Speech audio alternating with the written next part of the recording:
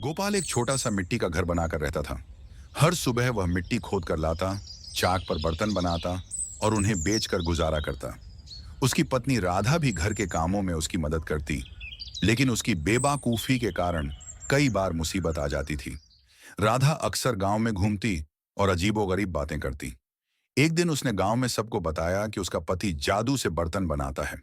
लोग हंसने लगे, लेकिन गोपाल को शर्मिंदगी महसूस हुई। एक दिन गोपाल जंगल में मिट्टी लेने गया, तभी उसने जमीन में एक बड़ा घड़ा देखा। जब उसने घड़ा खोला तो उसमें सोने चांदी के सिक्के भरे हुए थे। वह चौंक गया, लेकिन फिर खुशी से उछल पड़ा। अगर यह खजाना हमारा हो जाए तो हम अमीर बन सकते हैं, गोपाल ने सोचा। लेकिन उसे अपनी पत्नी की बेवकूफी का डर था। उसने तय किया कि यह बात राधा को नहीं बताएगा। शाम को जब गोपाल घर लौटा तो वह बहुत खुश था, लेकिन उसकी खुशी ज्यादा देर तक नहीं टिक पाई। राधा ने उसकी मुस्कान देखी और पूछने लगी, क्या हुआ? क्या कोई अनोखी चीज मिली? गोपाल ने बहाना बनाया, अरे कुछ नहीं, बस जंगल में एक बहुत बड़ी मिट्टी की हांडी मिली, जिसमें पुराने सिक्के थे, लेकिन वे किसी राजा के होंगे, हमें नहीं छूने चाहिए।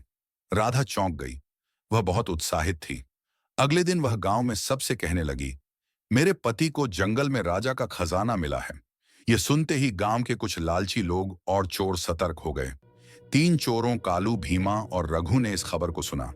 उन्हें लगा कि अगर कुम्हार को खजाना मिला है तो वह जरूर जंगल में होगा।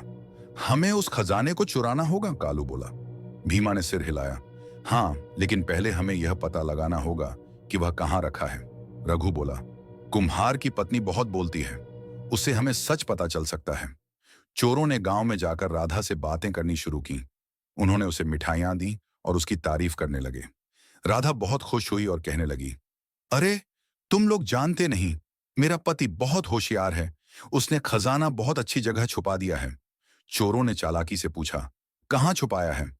राधा चौंकी, लेकिन फिर धीरे से बोली, मैं तुम्हें नहीं बता सकती, लेकिन वो मिट्टी के बड़े घड़े में है। चोरों को अब पूरा यकीन हो गया कि खजाना जंगल में कहीं छुपा है। रात होते ही चोर जंगल में पहुंचे, लेकिन गोपाल पहले से वहां छुपकर उनकी बातें सुन रहा था। जैसे ही चोरों ने जमीन खोदनी शुरू की, गोपाल ने जोर से शेर की आवाज निकाली। चोर डर गए। उन्हें लगा कि जंगल में कोई बड़ा जानवर है। वे डर कर भाग गए। सुबह गोपाल ने खजाने को निकाला और उसे सुरक्षित जगह पर छुपा दिया। जब राधा को अपनी गलती का एहसास हुआ तो उसने वादा किया कि अब से वह ज्यादा नहीं बोलेगी। गोपाल की चालाकी से खजाना बच गया और चोर भाग खड़े हुए। कुछ दिनों बाद गोपाल ने राजा को खजाने के बारे में बताया और इनाम में एक बड़ी जमीन पाई। अब वह गरीब नहीं रहा और अपनी पत्नी के साथ सुख से रहने लगा। तो दोस्तों, आपको वीडियो कैसी लगी? अगर आपको यह कहानी पसंद आई हो तो वीडियो को लाइक करें, शेयर करें और हमारे चैनल को सब्सक्राइब करना ना भूलें। नई कहानियों के लिए नोटिफिकेशन ऑन करें।